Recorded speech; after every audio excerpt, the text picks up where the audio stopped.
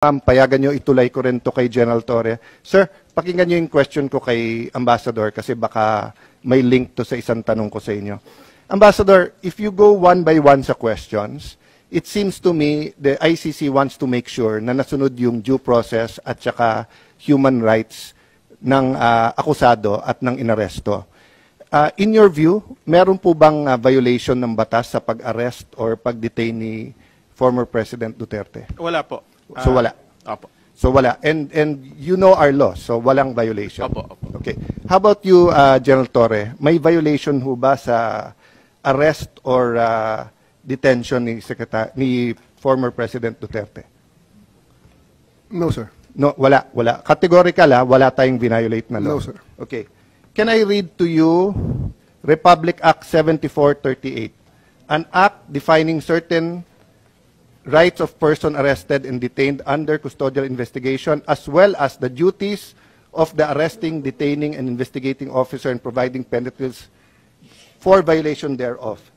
Section F, any person arrested or detained, arrested, detained, or under custodial investigation shall be allowed visits by or conference with any member of the immediate family or any medical doctor or priest, minister, chosen by him, or by any member of his immediate family, or by his counsel. I saw the video, sir. President Duterte was asking for his own doctors. Ang sabi nyo, hindi, may dala kayong doctor na colonel. Tama po ba? That's one part, sir. Yes, so you did not allow him to bring in his own doctor. There's another video that will show that he has his doctors from the Cardinal Santos. Yes, and he was saying kulang yon kasi ano pa sila, di ba? Yung iba pang doctors, pero hindi na pinayagan. There's videos from outside, yung ibang gamit, etc. Correct, sir? So, you can answer. Hindi to yes or no. So, to your point, did you allow all of his doctors in or no?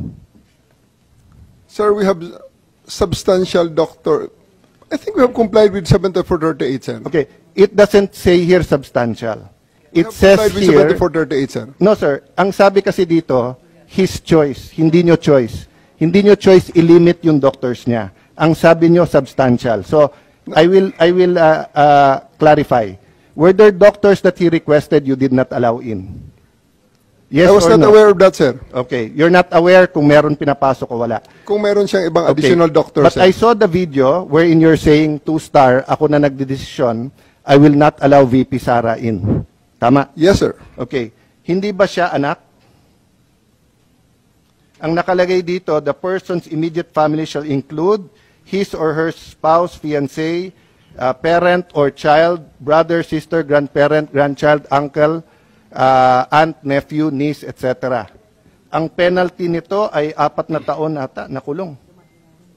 Penalty clause. Any arresting public officer, employee, or any investigator who fails to inform any person arrested, detained, or under custodial investigation of his right to remain silent and to have competent penalty of not less than 8 years. Ito, sa letter B, any person who obstructs or prevents any of his lawyers, any member of his family, or person arrested, detained, medical doctor or priest of his choice 4 years. So, sir, you prevented VP Sara from entering. At the outset, sir, maraming salamat sa pagbigay sa akin ng pagkakataon na ito para maklarify yan, sir, dahil nung first hearing natin, sir, ay palagay ko na-explain na lahat yan, sir, at nagkaroon ng napakaraming mga... Nung first hearing, sir, ang pinag-usapan kasi doon na lawyer, ako, upon looking at the Constitution, kaming mga senador, we cannot appear before the court, but we can practice. Pero ang presidente, vice president cannot practice. So, kasama na ako doon at yung ibang nagsabing abogada, pero nung nakita ko tong batas na to, nakalagay, pag anak, you cannot stop them from visiting. And nakita ko yung video, but sabi nyo nga, may kompleto kayong video, that's why I'm asking you, baka naman pinapasok nyo nang hindi ko alam. Sabi mo, 2-star, sir, ako na. Ako nagdesisyon nito, sir. I don't know if you use the word ako mananagot. So, simple lang question ko, did you prevent VP Sara from seeing her father? Yes or no? Can I expound on this, sir, before I answer the yes, Yes, or no, go ahead. sir? Thank you, sir. Kaya ako nagpapasalamat, sir, na ma-expound yan, sir, dahil after the first hearing, medyo marami-rami ang lumabas, sir, ng mga misinformation regarding that matter, sir. Yes, sir. I did I did deny the request of President Duterte for him to allow VP Sara to enter, sir. Kasi nga naman, sir, mag-alas 10 na yun, sir. And that is already around 12 hours after we first got him into custody. The VP has all the chances to be with the President earlier that day. We are expecting her. Actually, sir, mga alas 3 pa lang, may information na darating siya. And kung gusto talaga nilang pumasok, sir, pwede naman, sir, eh. Kasi Hinadlangan mo nga eh, di Ma'am, ba? sinundo, Parang ma'am, sa loob ng Villamor. Sinabi nga ninyo na hinarang, di ba? Yes, Sabi ma'am. nyo, Ito, kasi ma'am, ah. gabi na, I matagal did. na.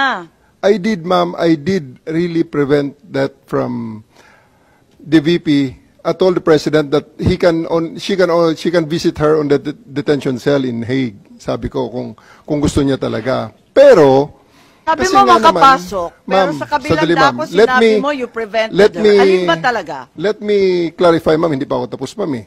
Hindi, iba-iba lang yung sinasabi mo eh. Ma'am, patapusin niyo ako kung pwede.